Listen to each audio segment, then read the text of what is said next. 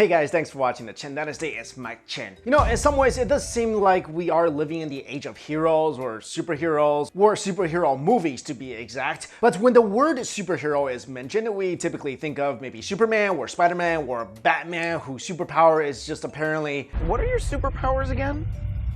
I'm rich. So I guess that means Bill Gates is a superhero? I don't know. And just like most of you, I've seen pretty much every single superhero movie that has been released, and I always wonder, where are the Asian superheroes at? I mean, you would think if one of the Asian stereotypes is that we're good at fighting, we're good at martial arts, and also we got Goku, so you'd think you see more of us, you know, being asked to join the Avengers. So I did some research, and yep, there are actually quite a few Asian superheroes in the DC and Marvel universe, and some of them are crazy powerful. So in no particular order, here are 10 of the most badass Asian superheroes that really deserves their own movie. We'll start off with number 1, Silk. So you know that radioactive spider that bit Peter Parker and turned him into one of the greatest superheroes whose powers really only work around tall buildings? I mean, can you imagine Spider-Man fighting somebody, you know, in the desert? But anyway, back to that spider that seemed to have just bit Peter Parker and then scattered off. Well, the little guy didn't just run off and die. Well, not until it bit somebody else. Another young student by the name of Cindy Moon. Unlike Peter though, who seemingly adapted to his powers right away and began saving New York City and mastering the art of the upside down kiss, Cindy had a hard time controlling her powers and only did so under the guidance of Ezekiel, who is kind of like a super rich Spider-Man support system sort of guy. But here's the thing, when it comes to her Spidey powers, Spider-Woman has a lot of advantages over Spider-Man. First of all, she's a lot faster, her Spidey sense is stronger, and she doesn't need one of those artificial web thrower things, as she can create webs using just her fingertips. Also, her webs have like little fish hook things at the tip, which allows her to hold on to things way better than the other Spidey. The only thing she kind of falls short on is super strength, because she is not as strong as the Spider-Man. Also, I'm kind of thinking maybe that the spider was trying to play matchmaker here. I mean, can you imagine if Spider-Man and Spider-Woman got married and had a kid? Maybe that little guy would be, you know, born in a cocoon or something.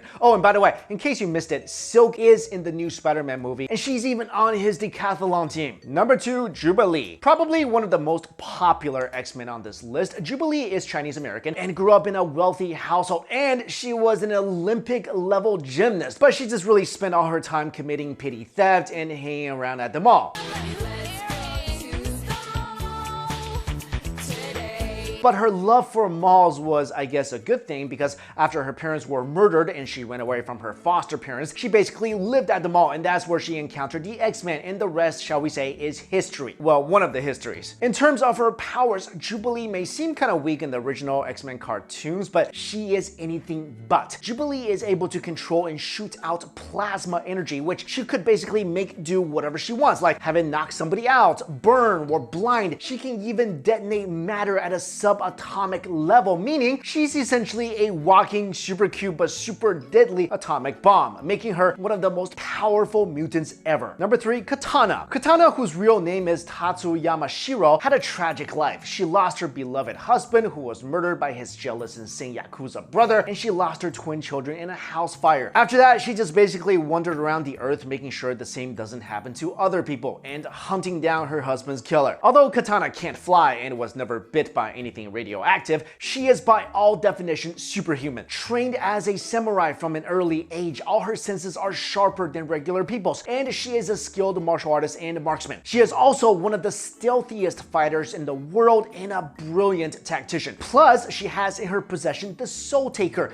an ancient katana sword that is basically indestructible and contains all the souls of the people it has killed. So basically, it's the sharpest, most haunted sword in the world. This sword also allows Katana to communicate with any of the spirits contained within it, as well as manifest any of the spirits to do her bidding. So yeah, I think if ever that Sixth Sense kid had a superpower, that'd be it. Number 4, Amadeus Cho. Having superpowers doesn't always mean you're the fastest or strongest or the most psychic, because just like what's happening in this reality right now, smart is the new cool. And that's especially true for Cho, who is gifted with a hypermind, meaning his brain is like a supercomputer that can process all the possible outcomes of any any scenario instantly. So kind of like Nick Cage in Next, this ability allows him to always make the best choices in life, which is kind of like the anti-drug commercial. Anyway, he was also chosen to be the new Prince of Power, which means that he took the place of Hercules and now has Hercules' indestructible mace to use as a weapon. And most recently, he took the Hulk out of Bruce Banner and just put it into himself. So yeah, and all I did in school was win some stupid math bee. Number 5, Omega Sentinel. Originally Karima Shapandar, who was a gifted police detective. However, as soon as she found the love of her life,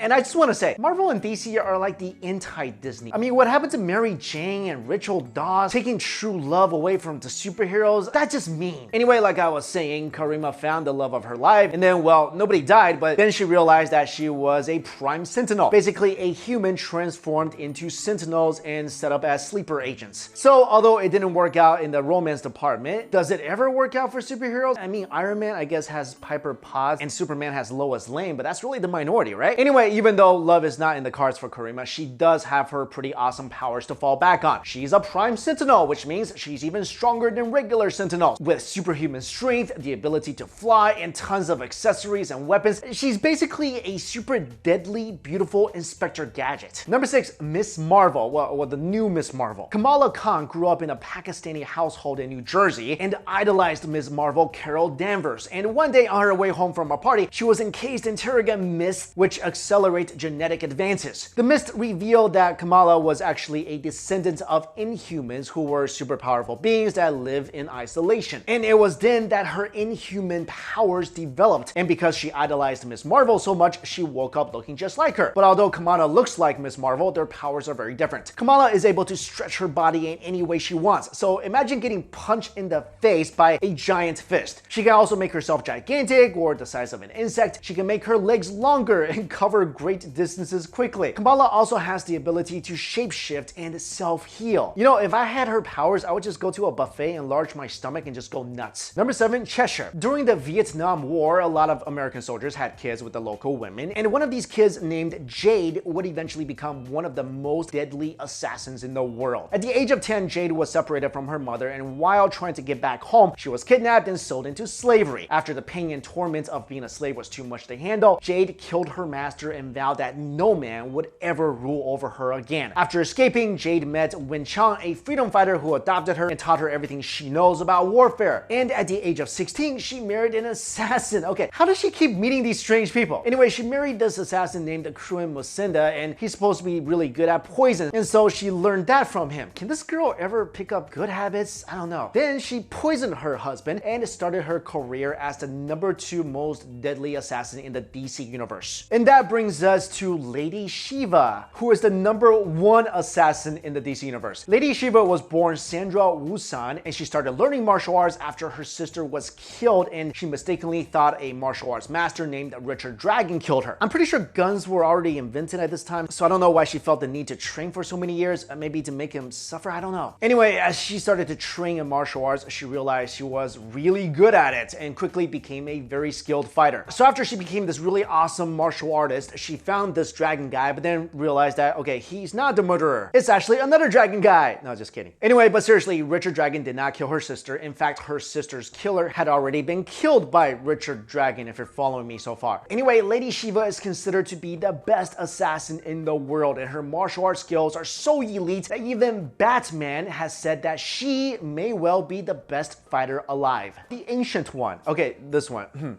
So in the comics, the Ancient One grew up in a village called Kamar Taj, which is located high in the Himalayas. When yes, the Ancient One was a he had a friend named Kalu who discovered the power of magic and shared it with him. But just like yin and yang, the two friends disagreed on how to use this newfound ability, as the Ancient One wanted to use magic to create peace, and Kalu wanted to use it for his own selfish gains. One day, Kalu used his magic to become the ruler of the village, and then decided to lead this village to invade another village. Seeing this, the Ancient One stepped in and tried to stop Kalu, but ended up destroying the entire village. Kalu then retreated to another dimension to heal and plan his revenge, and the Ancient One apparently morphed into this person, and it took on Doctor Strange as a disciple. Number 10, Sunburst. Sunburst's real name is Takio Sato, and he got his powers because his family lived near an active volcano in Japan, and when the volcano erupted on his birthday, the first breath he took in was that of volcano fumes. Now the thing is, he didn't even know he had powers powers. So he grew up to be a popular actor, and one day while doing his own stunts, his wire snapped, and instead of falling, he, well, flew. Sunburst didn't really even care about his powers because, I mean, seriously, let's say Leo DiCaprio realized one day that he could fly. Would he really then stop using a private jet? I don't know, I'm just saying. But Sunburst tried to hide his powers, and then of course bad people found out and kidnapped his family and then forced him to do bad things, which he did, and that was kind of his entry point to becoming a supervillain. But his powers are pretty cool. He can throw blasts of solar power which can melt just about anything. He can also fly because he can manipulate gravity. He also has a force field that basically melts everything that gets close to him. You know, I always wanted to be a superhero when I grew up. I really wanted the power of teleportation. I wanted the power of self-healing. I wanted a lot of things. And you know what? It's not too late for me. I still have time to be bitten by something radioactive or be surrounded by some mist or just visit some volcano in Japan and just take some deep breaths. But anyway, I am really glad I found some really cool Asian superhero in the DC and Marvel universe, and it'd be even cooler if one of them got their own movie that's, you know, actually starring an Asian person. All right, guys, hopefully you enjoyed this video, and let me know in the comments below which of these Asian superheroes or superpower would you like to have. Thank you all so much for watching this video. I'll see you later.